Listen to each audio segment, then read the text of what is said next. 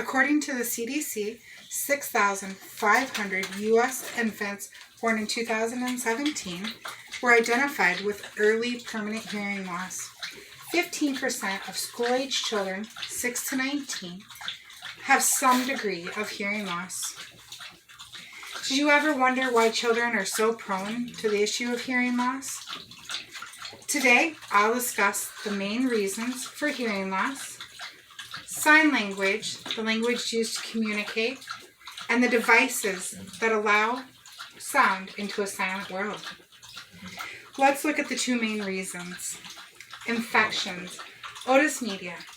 According to the American Sign Language and Hearing Association, 75% of children will be diagnosed with at least one episode by their third birthday.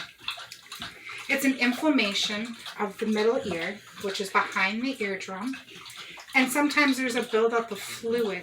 This may be infected or not infected, but that fluid actually causes the sound waves to be disrupted and not to be transmitted properly, resulting in sound and speech to be muffled. If it is reoccurring in small children, the middle ear infection, it leads to damage of the eardrum, the bones of the ear, or even the hearing nerve, causing permanent hearing loss.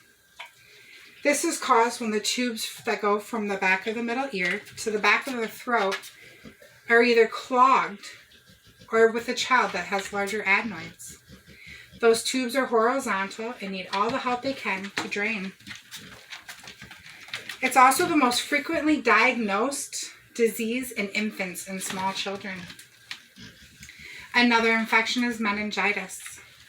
It is true that meningitis can affect anyone, but however, children under the age of 5 are the most at risk.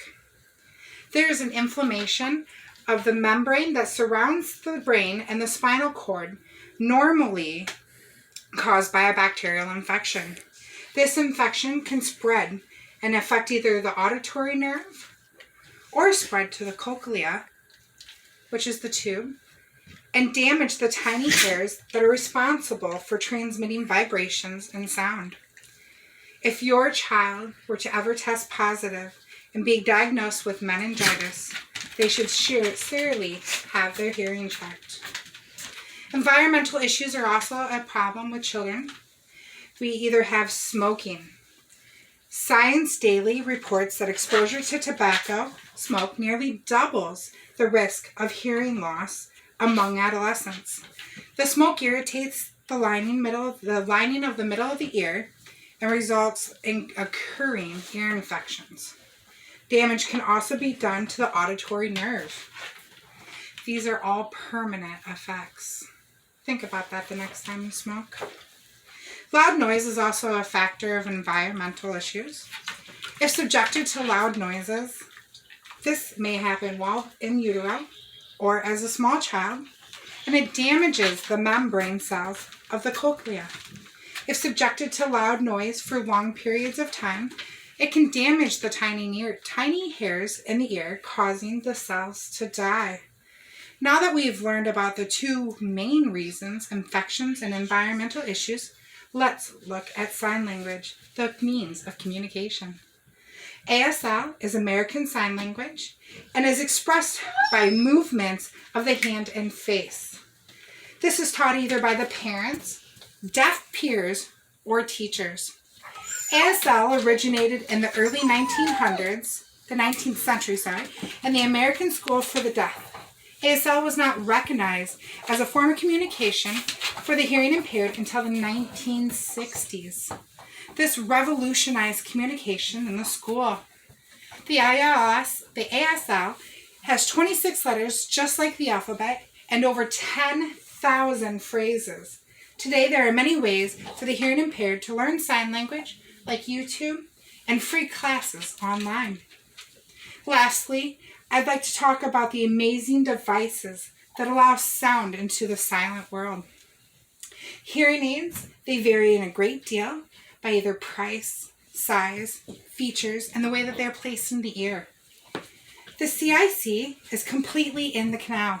It's a hearing aid that is molded to fit the outside of your ear And CIC is the smallest, less visible style, and it is best suited for mild to moderate hearing loss in children. Behind the ear hooks over the top of the ear and rests behind the ear. There is a tube that connects the hearing aid to a custom earpiece. It is suitable for children with any type of hearing loss. It's capable of more amplification than other styles. Both of these devices allow children with hearing loss to reconnect with the speaking world. Today, my goal was to inform you about hearing loss, the infections that can steal your child's ability to hear, a language that allows your child to speak, and devices that amplify a silenced world. Take a second today, look up ASL on YouTube, and learn how to communicate with the deaf. Thank you.